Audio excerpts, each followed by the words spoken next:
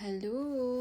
For today's video nga ay grabe. Sobrang na-excite ako ngayong araw. Dahil nga pupunta nga tayo dito sa isang Philippine Festival kung saan gaganapin nga ito sa Yoyogi Park dito sa Tokyo. At sakto naman din at apat nga kaming magkakasabay na mag-day off. At dahil nga dito na part ay makikita mo na kung gaano kadami ang tao. At sobrang bango ng aming naaamoy. Dahil may ihaw-ihaw kaming natatanaw. Bukod pa dyan, ang dami nga naming nakikitang mga Filipino food. Yung makikita mo lang sa karinderya sa Pinas. At itong mga kakanin. At pinipilahan na nga ito dahil sa minsan nga lang natin ito matitikman. Parang gusto ko ngang tikman lahat kaso ang hahaba ng pila. Kaya naman dito na lang muna kami bumili dahil wala masyadong nakapila. At sakto din naman ba, wala nga kaming pananghalian kaya naman sobrang nararamdaman namin yung gutom.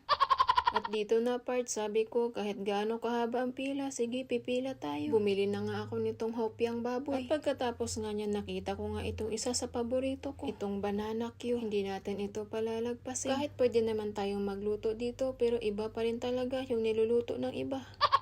At dahil nga matalas nga ang paningin ng aking kasama, kaya sabi niya may nakita daw siyang lechon. Kaya naman sabi namin ay bibili nga kami. At pagkatapos nga niyan ay dinala na nga namin ang aming binili dito. Buti na nga lang at may dalang sapin ang aking isang kasama. Para nga kaming nagpipiknik sa gilid ng kalsada.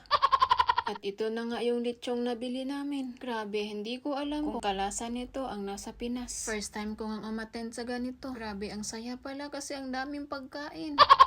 At dahil dyan, unang subo, hindi ko masyadong nalasahan kaya sa pangalawang panlasa, parang nga dismaya tayo ng kaunti. Hindi ko alam kung yung sausawan ba ang magpapasarap or kaya malamig na siya kaya hindi na malutong yung bala. Habang umunguya ako, parang hindi man ata lechon yung aking kinakain.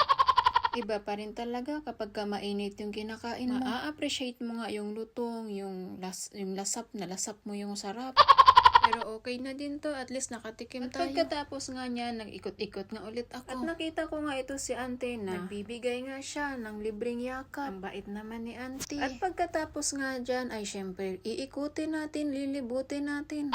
Kahit masikip ang daanan, lulusot tayo. At dito naman na part ay mapabingo nga sila ba. Marami rin ang naglalaro. Siguro malaki-laki ang papremyo. At syempre dahil nabalitaan ko nga na nandito daw si Sir Gabby Concepcion. Kahit gaano pa kadaming tao, aba sisiksikin natin at lulusutin.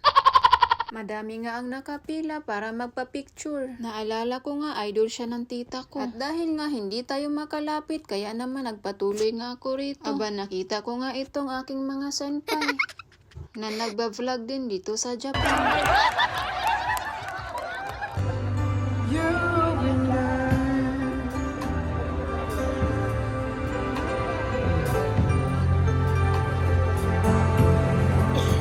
Grabe, sobrang saya ng aking nararamdaman. Kung hindi nagkakantahan, nagsasayawan. At bukod pa dyan ay makukuha ka ng mga freebies kahit wala ka namang binili.